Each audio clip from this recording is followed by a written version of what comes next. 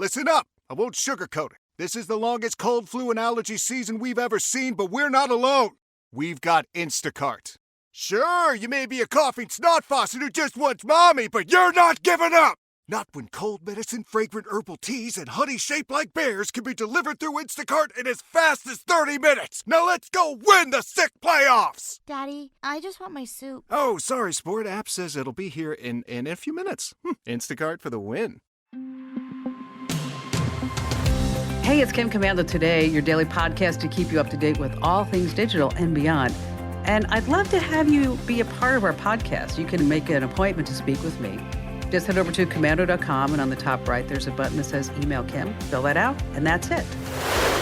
And I always like to begin with something interesting. And I have to tell you, I have run a few marathons in my life, and they are tough. They are so tough.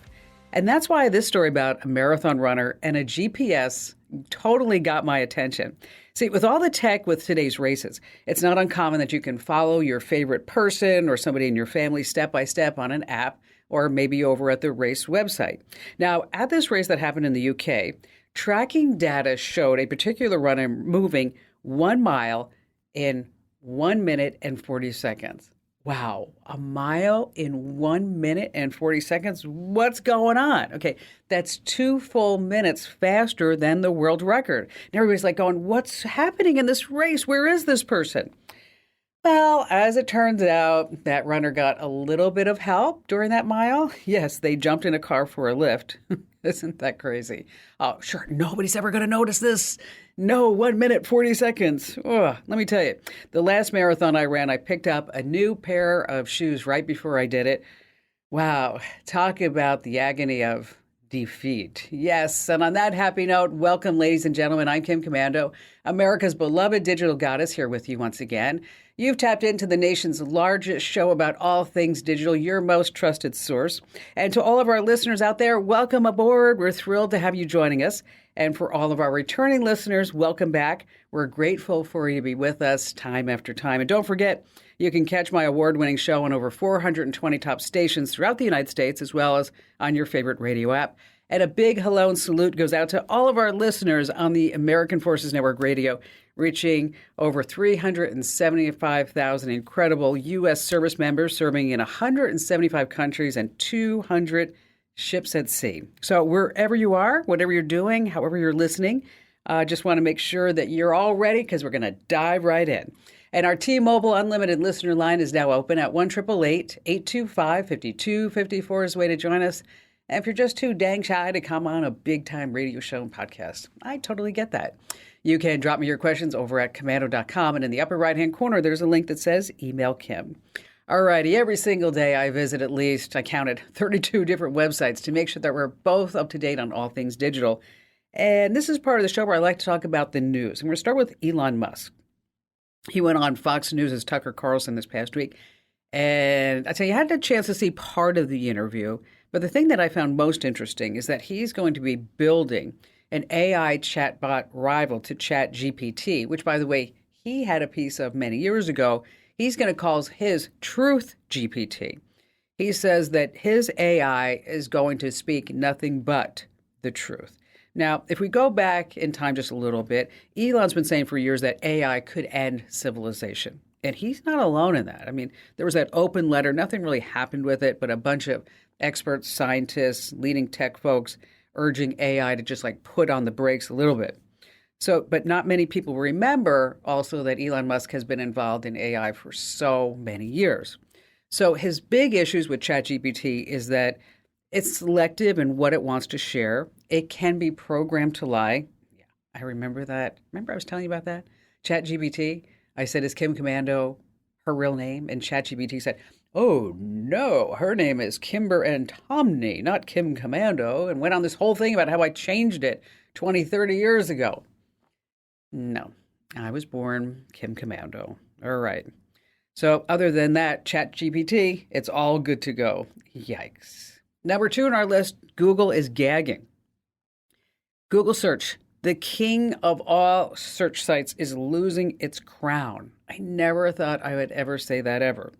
Now, another bad sign for Google, a New York Times story says Samsung might be ditching Google as its default search site in favor of Bing. Oh my gosh. That's another thing I would never thought I would ever say because ChatGPT is integrated into Bing. Now, Bing says that it has crossed 100 million daily active users a month. That's amazing. Okay. All of us in the tech field thought that Bing was nothing other than just a major embarrassment for Microsoft. Now, this Samsung decision is a really big deal. That's why I'm passing along. $3 billion a year contract going to Microsoft instead of Google. And let me tell you this, the stock market felt that this past Monday, Alphabet, which is Google's parent company, lost massive amounts of money in value. $57 billion because of that Samsung announcement. Wow, $57 billion. I don't know about you, but I get upset when I lose $57 at a blackjack table in Vegas. Okay, $57 billion. Can't even imagine that. All right, number 3, how about getting some bucks from the Zuck? That's right. Facebook, as we all know, is going to have to cough up $725 million in a settlement. Well, apparently, Facebook has violated our privacy, and the lawyers went after them. What a shocker. Facebook denies everything, of course, but they're saying we avoided the settlement to make sure that we didn't have to go to trial. As it turns out, Facebook didn't bother to monitor and enforce how third parties would access all of our data. Yes, we're always so safe with our data on Facebook. So how much money can you get? It depends on a few things. 1, how many people submit claims, and 2, how long you've had a Facebook account. They came up with kind of this funky way of you get points for every month that you've had an account between May 24th, 2007 and December 22nd, 2022. So if you do the math, about 250 million to 280 million people are eligible for payments. So I wouldn't get too excited about being able to plan that next tropical vacation on the money that you're going to get from Facebook. And how much is this lawsuit really going to hurt them? Not very much, because Facebook is worth $500 billion. So the lesson here, Meta never met a time that they didn't want to collect all of our data and sell it. Coming in at number 4, what about the kiddos? The U.S. government is trying to figure out how to ban TikTok. One state took action this past week, Montana. You can use it if you already have downloaded it, but you can't download TikTok to your phone if you'd like to have it. I guess it's a step forward. That's, again, in Montana. And TikTok is like putting a Trojan horse for the Communist Chinese Party right on your phone. It is a national security threat. And it is also a threat to your kids. It's the most popular app for teenagers. Get this, 67% of teens use it every single day. And let's see, 16% of teens say they're on it all the time, 24/7. And of course, the content is dangerous, outrageous, encourages bad behavior for teens. This past week, such a sad story. The Benadryl challenge, I don't know if you heard about this. A 13-year-old kid died. You take all kinds of Benadryl pills to see if you can get high. Okay. Really, really harmful stuff. Matter of fact, 40 school districts across 10 states are suing TikTok for a mental health crisis, they say. Last, this coming in at number 5. Oh, the web we weave when we aim to deceive. All right. Hi, I'm sure you heard about this. Hundreds of highly classified Pentagon intelligence papers were leaked on this, a Discord chat group called Thug Shaker Central. Happy place. The papers revealed information about the war on Ukraine, political interests in other nations, and some big U.S. national security issues. Now, the guy who leaked them was a 21-year-old airman, first class Jack Douglas Texera. Now, there's still the question about how he was able to get all these documents, which I'd like to know, but how was he identified? This is really fascinating.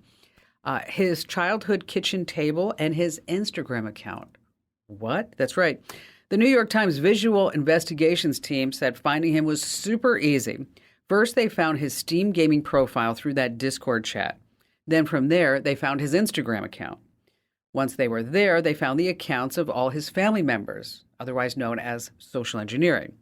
So on Instagram, they found pictures of Jack in front of the family's granite kitchen table, the same one that he also took photos of highly classified documents on.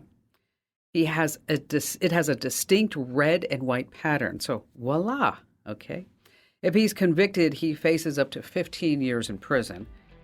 Not enough time, in my opinion. But how was he able to get all these documents? Well, one theory is that it's spring. He wasn't snowed in. All right, coming up in our digital privacy tip, there's a secret ID hiding on your phone I need to tell you about. Also, some tips about updating your Wi-Fi and Bluetooth. And of course, we have all of your phone calls you don't want to miss here on Kim Komando Today. Let me tell you about a revolutionary new mobile voicemail app. If you've got a business, your voicemail is probably filled with messages from customers. Often the messages don't contain all the details you need. But what if you were able to get visual information from your callers? That's something you can't do with a traditional audio voicemail box, but you can with Fillmore Productions Video Voicemail. With Fillmore Productions Video Voicemail, callers receive a link to download the mobile app. There they can view important details about your business, watch videos about what you have to offer, and then leave you a video message. Actors and musicians can showcase what they do, and callers to medical practices or repair shops can report their issues visually. There are so many things that video voicemail can do for a business that makes audio voicemail a thing of the past. Discover what video voicemail can do for your business. Visit getvideovoicemail.com. That's getvideovoicemail.com. That's getvideovoicemail.com. Hey, our T-Mobile Unlimited listener line is now open at 1-888-825-5254 is the way to join us. And once again, just a quick reminder is that if you just want to drop me your question, just do it on the website. That's the easiest way. I know, a little old school. You want to leave them all over social media. Oh, too many places for me to track. Head over to komando.com, and in the upper right-hand corner, there's a link that says Email Kim. And before we get this hour underway, I just want to say a huge thank you from all of us here at the Kim Komando Show, and specifically all of us that are behind the scenes working on the Komando 2.0 newsletters, as we call them internally. Because you guys and gals complained. You said, hey, listen, we're tired of all the weird ads. We're tired of all the clicks. We just want to get a newsletter that tells us what we need to know right inside the newsletter. And so we have so many positive comments. It's really amazing. And again, thank you for all your kind words. And in case you haven't tried our newsletters, the new ones lately, that is, and maybe you subscribed in the past and you gave up because you said, oh, I don't like them. They're just too junky. You are going to love, love, love our newsletters. We've got 14,000 thumbs up and a couple of hundred thumbs down. So I think those are pretty good odds that you're going to like it. Head over to komando.com/subscribe. Once again, that's komando.com/subscribe. You're going to join over 400,000 people every single day that get our newsletters. That's komando.com/subscribe. Okay, we are in for such a special treat. It's a question that we get asked all the time here on the Kim Komando Show. How do I know if someone's stalking me? Maybe it's an ex, maybe it's a coworker, maybe it's just some lunatic that you met online. How do you know if they're getting a copy of every single thing that you do on your computer, on your phone? It's crazy, isn't it, to think about that? Well, joining us here on the show is digital forensic expert and a friend of the Kim Komando Show, Ricoh Danielson. We're going to talk about all the clues that somebody's watching you. Hi there, Ricoh. Great. So tell me about some strange cyber stalking cases that you've been working on lately. Okay, so I got 3 cyber stalking cases. We can go down the list real quick. I had a female executive in a very high firm in Atlanta, and her husband was being cyber stalked, and he's a very well-known radio personality. When they engaged us, they asked us, "Hey, Ricoh, we think this person's being cyber stalked. Here's the SMS messages. Here's the Facebook messages." And they're coming from a very generic Facebook Messenger account. Fantastic. So what we did is we gathered all the information and we put it all together using a specific tool called Multigo. And it's a free tool. It's a Kali Linux tool. Brings all the metadata together for us to review at one point and one following point, and also spans everywhere so we can kind of take a look and figure out who's who and what's what. And some of the things that we noticed was that this individual has spent some time in California, also in Atlanta, and now this person's starting to come after them. And the way we're able to put that together is deconflicting IP addresses from publicly facing IP addresses to forward-facing IP addresses. That's one. User handler commonalities. A person's name was in the user handler as well. And then also, and then also where they were actually doing the cyber stalking and the cyber harassment from. It was predominantly a copy shop and or a library that this person was using to conduct their attack.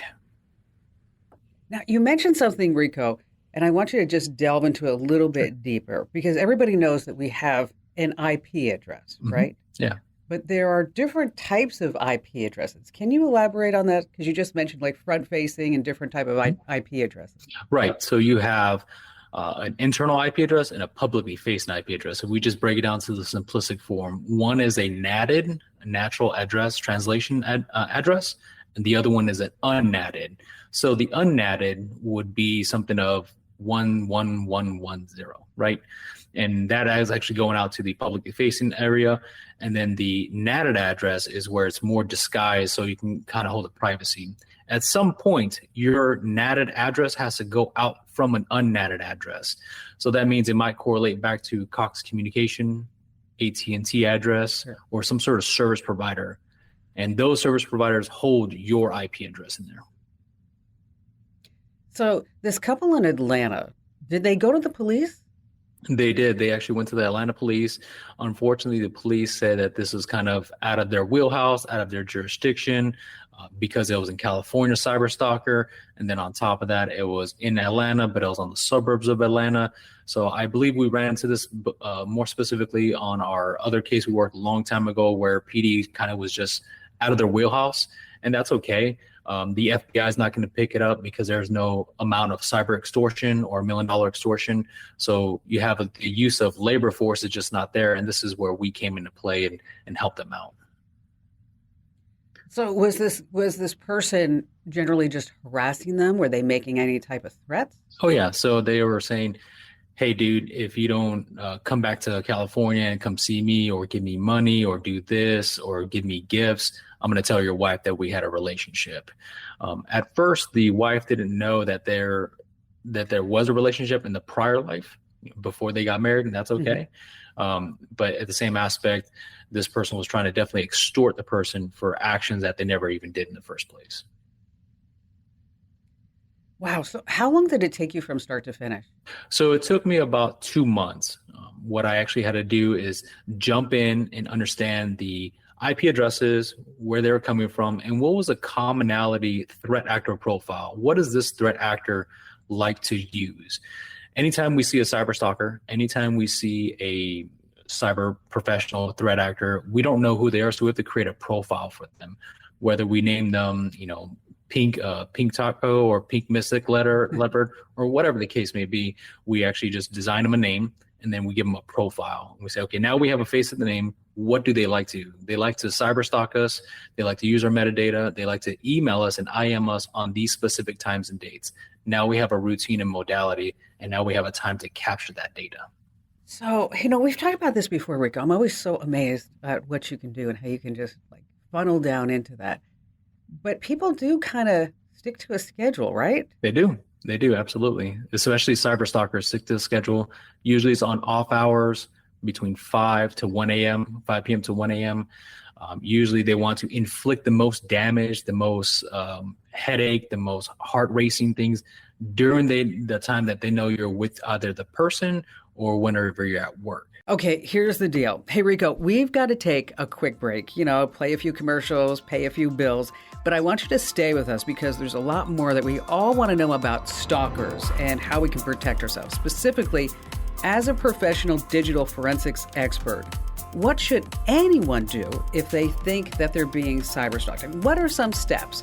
So hang on the line, folks, with all of us, because coming up, we have more of our conversation with Rico you don't want to miss.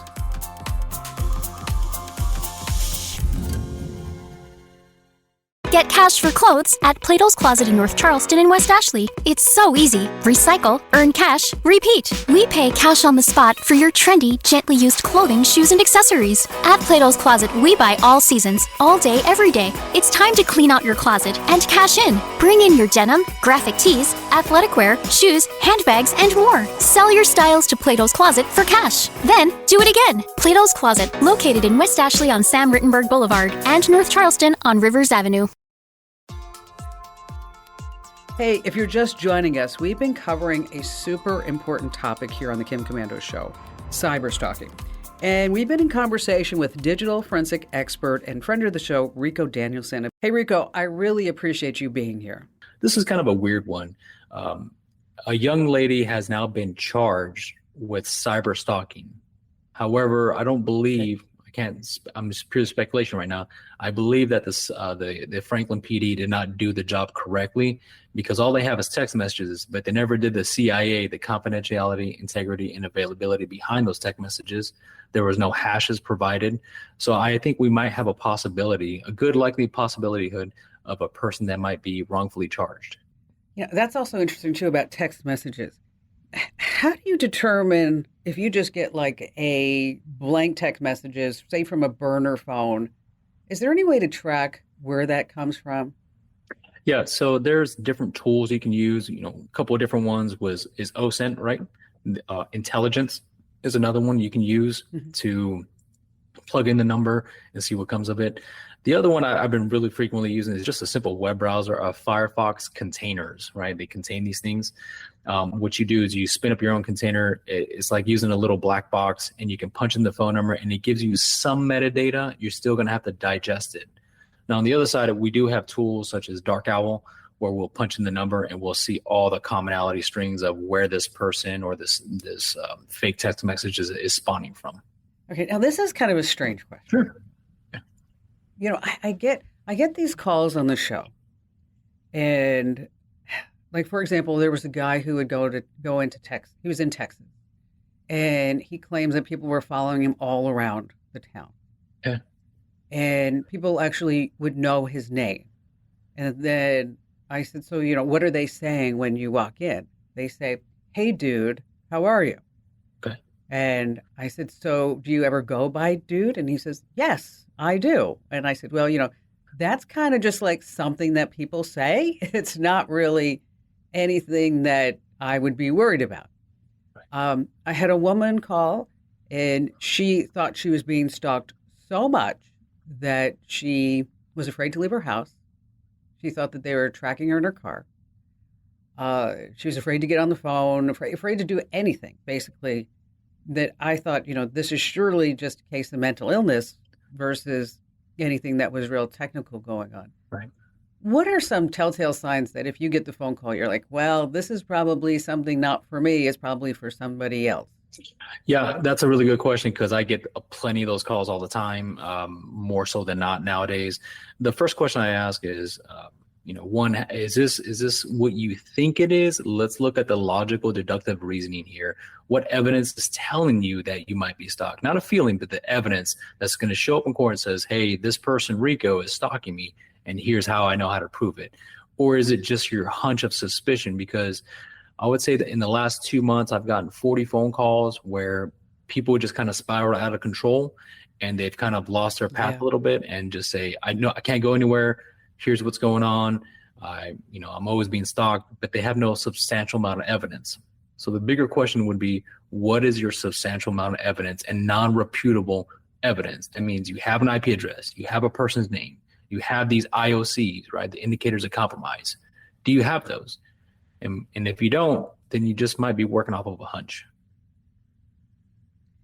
So what do you think is the first sign that somebody is stalking you? What are some red flags? You're going to start seeing anomalous activity on your web browser. You're going to start seeing anomalous activity like in emails. You're going to start getting some weird specific emails. Like let's just say someone who wants to go after you for child support. You're going to start seeing those emails quite a bit come up, or those text messages or those contexts of text showing up in your life, whether it's advertisement, whether it's legal forms, whether it's more web browsing, or whether it's just content coming to you out of random, out of nowhere. At that point, you can start determining, hey, someone's coming for me for child support or something like that. Wow, it's there's just so many different avenues to go after this if you think you're being stalked, right? I mean, and if you do think, what kind of documentation, what kind of evidence should you be keeping? Screenshots, of course. Anything else? Yep, you should definitely be taking screenshots. You definitely want to capture the audit logs of any sort. Let's just say you have a router. You want to go ahead and pull those, export those logs, capture those. Anything that's going on your device at that given time. Let's just say you have a computer. You want to go ahead and export those security logs as well.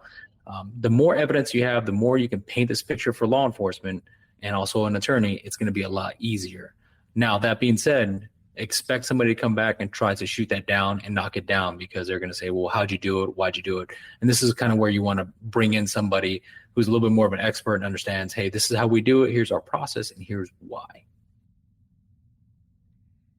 Are there any magical words to say when you do go to the police to get their attention? Yeah, police talk about, they rightfully so should talk about public endangerment. If you can say the keywords, public endangerment, single person who might be in danger, fear for my life, child who might be in danger, or community danger. That's usually whenever law enforcement will kind of tune it up just a little bit, just to make sure they're checking that box and kind of go down the rabbit hole a little bit more. Well, Rico, this has been so great. Now, I'm sure there are people listening right now saying, I need Ricoh in my life. I need Ricoh to help me. What's the best way for folks to get in touch with you, Ricoh? Yeah, you can always Google me, right? Ricoh Danielson. And then you can always email me as well at my business account, ricod@firstresponder.us. Wait, you know what? You're brave to give out your email address. I have a great email protection. Wait, one more time for everybody who just missed that. That's Ricoh, RICOHD @1stresponder.us. Got it. Ricoh, always a pleasure to have you on board. We need to keep in touch more often, promise? You got it. Absolutely. Hey, let's go ahead and do our weekly digital privacy tip, and it's brought to us by Total AV. We all know that advertisers and marketers, they are all tracking everything that they do, but maybe they don't know exactly who you are, or maybe they do. See, on your phone, there's something called the Mobile Advertising ID Identifier. Now, this is a tiny snippet of information that contains where you live, what you shop for, or what you recently searched for online. And it turns out that people online are selling a way to connect you or your real name and the rest of that information with that so-called random ID. So it's not really randomized anymore. Vice's motherboard discovered one company offers to link these numbers to a real person. It was one of the largest repositories, they say, of current, fresh maids in the United States. That maid is that mobile advertising ID. So the information that the company can link to your ID includes your full name, your physical address, your phone number, your email address, and your IP address. And the fact that data brokers can connect these advertising IDs to mobile phone users is just a huge red flag. So what's the silver lining? Apple has something called app tracking transparency. And I can't really give you the steps here on the air because they're pretty convoluted. But it's all in the settings and the privacy and security, and then you're going to tap down into Apple advertising and look for something that says view ad targeting information. On Android, again, it's also hidden. It's in settings and Google, and then opt-out ads, personalization, and then they're going to see a string of zeros. And so for all these steps, just head over to my website, of course. That's commando.com, the official homepage of the show. And then there's a link that says Kim Show. And under there, you're going to have a direct link to this privacy tip about deleting the secret ID that's hiding on your phone that's giving away all your personal details. All right, still to come, we have more of your phone calls, as well as later on just an update on what you need to know about Wi-Fi and Bluetooth. And of course, more of your phone calls and more of me. You're on Kim Commando Today.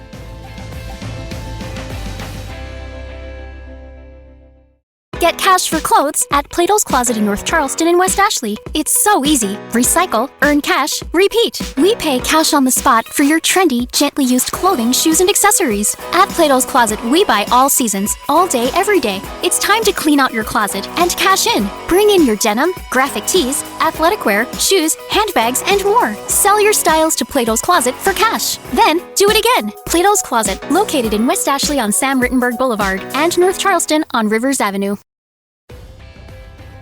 Hey, just a quick reminder to be sure that you follow us on social media. I am at Kim Commando everywhere, although you're going to see more personal stuff over at Instagram.com/Kim Commando than you will at Facebook or Twitter.com @KimCommando.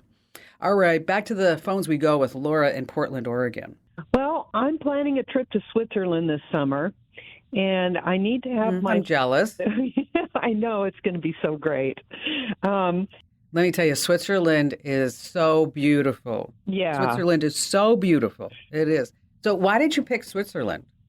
I picked Switzerland because the last time I was there for just 2 days, and we went from Basel to Lucerne. I could not keep my face off the window of the train. It was just so gorgeous. Oh my God, Lake Lucerne, isn't that one of the most beautiful places on the planet? It is. And, just the train ride there, I was like, oh my gosh, this is fairyland. So. Well, it's a couple of years ago, my son and I, what we do is we rent cars and we drive through Europe. And so like we landed in Milan and then we ended up in Baden-Baden. But through that, we went through we actually put our car on a ferry in Lake Lucerne and went from one side to the other. And the water it's like this turquoise sky crystal. Yes, it's just this weird color from all the minerals. I mean, I'm so excited for you that you're able to do that and go back because it's so wonderful. Oh my gosh, it's amazing. So you want to take your phone because you need your phone. Everybody needs your phone, right? Right. I'm going to be checking train schedules, ferry schedules, and I also need my cell phone active too so I can call back and check on my animals and things here. So what kind of phone do you have? It's a Samsung S21 Ultra. Oh, nice. Okay. So that accepts an eSIM card. Okay. So basically what you're going to do is in Switzerland, the big carrier is called Swisscom. And they have others, Sunrise or Salt, but Swisscom is the biggest. And I always like to stay with the biggest when I'm traveling. And so what you do is you can buy an eSIM card online, or you can buy it when you get there. They sell them in the airports and they sell them in the convenience stores. I mean, this is pretty common now.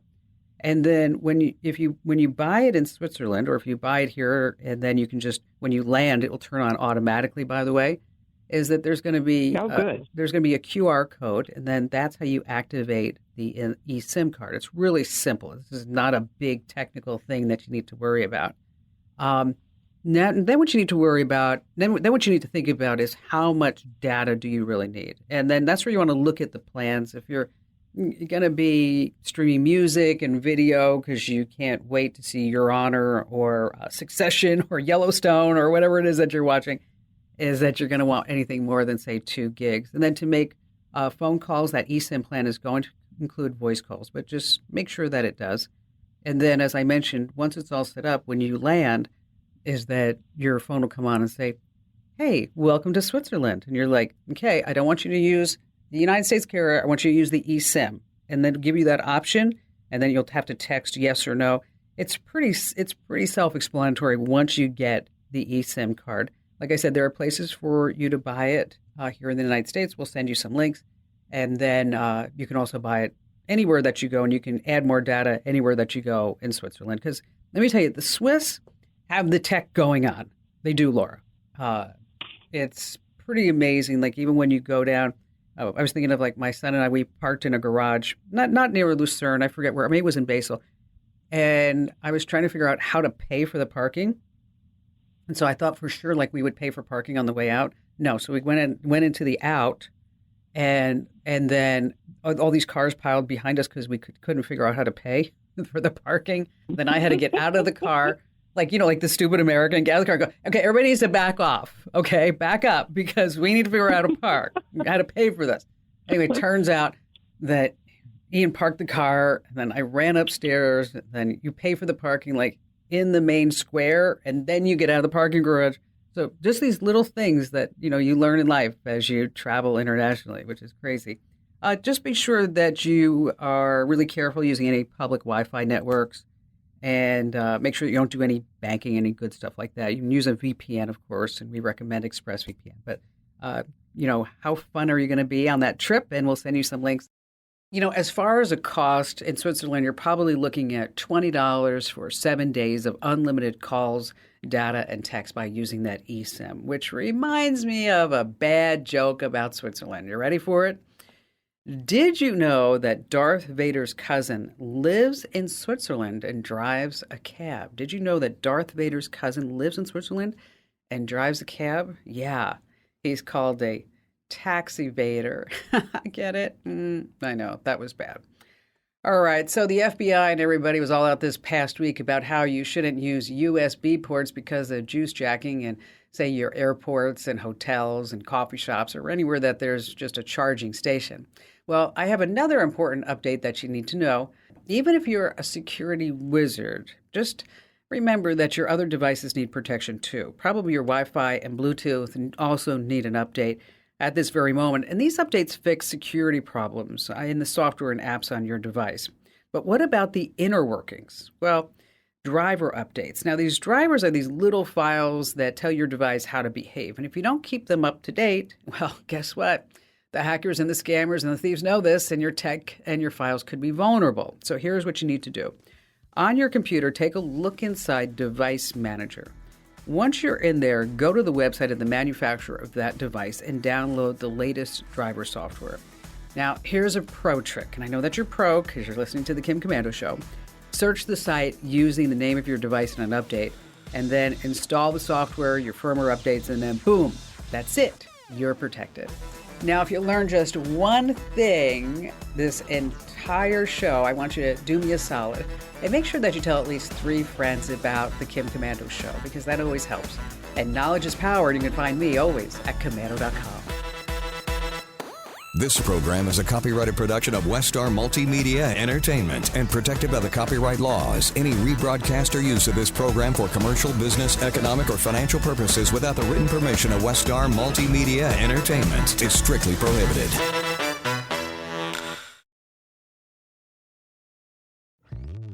Hello, Saver.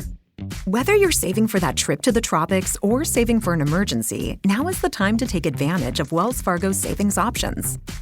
Wells Fargo offers savings accounts that can help you save towards your goals. So, what are you saving for? Visit a Wells Fargo branch or wellsfargo.com/save to open a savings account today. Wells Fargo Bank, N.A., member FDIC. Get cash for clothes at Plato's Closet in North Charleston and West Ashley. It's so easy. Recycle, earn cash, repeat. We pay cash on the spot for your trendy, gently used clothing, shoes, and accessories. At Plato's Closet, we buy all seasons, all day, every day. It's time to clean out your closet and cash in. Bring in your denim, graphic tees, athletic wear, shoes, handbags, and more. Sell your styles to Plato's Closet for cash. Then, do it again. Plato's Closet, located in West Ashley on Sam Rittenberg Boulevard and North Charleston on Rivers Avenue.